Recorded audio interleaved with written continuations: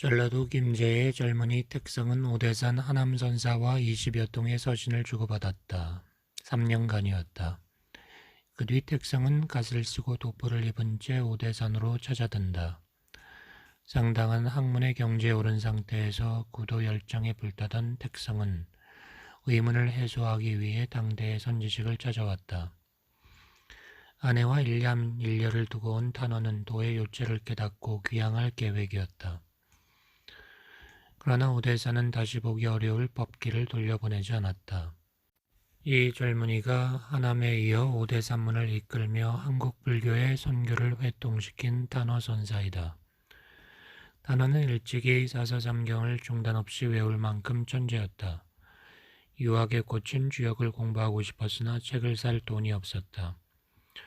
독립운동가였던 아버지 김홍규는 김구의 독립운동 자금책이었으나 집엔 돈 한 푼이 없었다. 단허의 환속한 제자이자 속가사위로 단허의 유고집을 펴내고 있는 서우담 씨가 단허의 출가 전 부인인 장모로부터 들은 얘기다. 단허는 아내가 소를 빨아 주역을 사주자 글방에 박혀 집에 오지 않았다. 밥도 먹지 않고 무엇을 하기에 집에 오지 않는지 궁금해 그의 아내가 글방으로 찾아가 엿보았다. 그런데 단허가 미쳐 있지 않은가. 한 손엔 주역을 들고 한 손으로는 무릎을 치면서 춤을 추고 있었다. 단허는 당시 주역을 500번 읽었다고 한다. 단허는 입산 뒤 3년간 부처의 진신사리를 모신 정멸보궁에서 기도하며 참선정진했다. 근기가 남달랐던 단허는 철저한 정진 끝에 유학과 도학에 이어 불법을 단박에 꿰뚫었다. 이후 스승의 권위에 따라 단허는 20대부터 화엄경을 설하기 시작했다. 해방 뒤에 서울 남산 한국대학교에선 함석헌이, 상원사에선 양주동이 단허로부터 장자 강의를 들었다. 자칭 국보로 거칠 것 없던 양주동은 단허보다 10년 연상으로 오대산에 와서 단허에게 절을 받았다. 그러나 일주일 뒤 장자 강의가 끝난 뒤에는 양주동이 단허에게 절을 했다. 양주동은 장자가 다시 돌아와 재책을 설해도 오대산 탄허를 당하지 못할 것이라고 말했다. 현재 수도권에서 불자들이 가장 많이 모이는 한마음선원의 대행스님이나 한국불교 교학을 이끄는 각성통광 모비해거 스님이 모두 탄허로부터 배웠다. 강원도 오대산에 접어들면 물은 물대로 좋고 산은 산대로 좋다. 월정사 주차장 계곡 위 금강교를 지나 오른쪽 산기슭으로 오젓한 외딴 집이 방산굴이다. 단허가 머물던 곳이다. 단허 불교문화재단 이사장으로 방산굴에서 탄허를 모신 해거 스님은 서울 개포동 금강선원에서 빈틈이라고는 없었던 스승의 삶을 전해주었다. 단허는 밤 9시면 잠을 잤고 첫잠이 깨면 어김없이 일어나 신선법으로 몸을 푼 뒤 원고를 썼다. 단허는 생전 자기의 생활 규칙을 이렇게 말했다. 하루의 계획은 인시에 있고 1년의 계획은 봄에 있으며 일생의 계획은 부지런한 데 있다. 인시에 일어나지 않으면 그날 일에 성과가 없고 봄에 씨를 뿌리지 않으면 가을에 수확이 없다. 이 말은 옛 성인들의 생활 지조이다. 나도 이것을 규칙으로 삼는다. 따라서 마을에 있거나 절에 있거나 대중과 있거나 혼자 있거나 일찍 자고 일찍 일어나는 것이 나의 규칙이다. 한숨 자면 그만이지 그 이상 자면 욕심이다. 일찍 일어나야 한다. 공부하기 가장 좋은 시간은 새벽이다.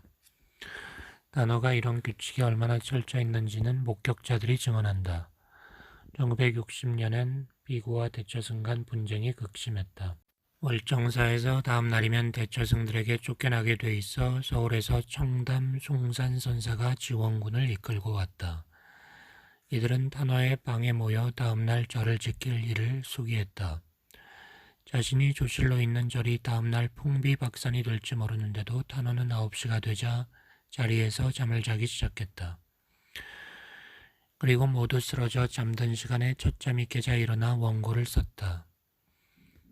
한 개인이 감당할 수 없었던 6만 3천 장의 화엄경 합본 원고는 이렇게 10년간 그의 손끝에서 탄생의 세계 불교계를 경악하게 했다. 예거 스님은 스승이 한 번도 바쁘다며 사람을 피하는 것을 보지 못했다. 스승은 하루 할 일을 새벽에 마쳤기에 아침 이후 생활은 덤이었다. 단원은 다른 고승들처럼 법상에 앉지 않고 백목을 들고 칠판 앞에 서서 천하의 지식인이여 내게 와서 물으라고 했다. 그리고 묻지 않으면 모두 안 것으로 알고 내가 물을 것이라고 했다. 주역과 정역에 통달했던 단원은 예지력으로 지인들을 놀라게 했다. 1999년에 지구의 종말을 만든다는 노스트라다무스의 예언은 체계와 이론이 뒷받침되지 못해 근거가 없다고 일축했다. 1960년대 중반 그는 월남전에서 미국이 패할 것을 예언했다. 당시 미국에 건너가 한국 불교를 전하기 시작한 송산선사가 탄으로부터 직접 이 이야기를 듣고 물었다. 원자탄 한 방이면 싸움이 끝날 텐데 어떻게 미국이 패하느냐는 것이었다. 훗날 미국이 월남에서 철수한 뒤 송산은 탄어를 만나 예전에 월남에서 미국이 패퇴할 것이라고 한 예언의 근거가 뭐냐고 물었다. 단어는 자신은 세력이 아니라 역학으로 원리를 보았는데 월남은 이방이어서 불이고 미국은 태방으로 금이어서 금이 불 속에 들어가면 녹을 수밖에 없다고 설명했다.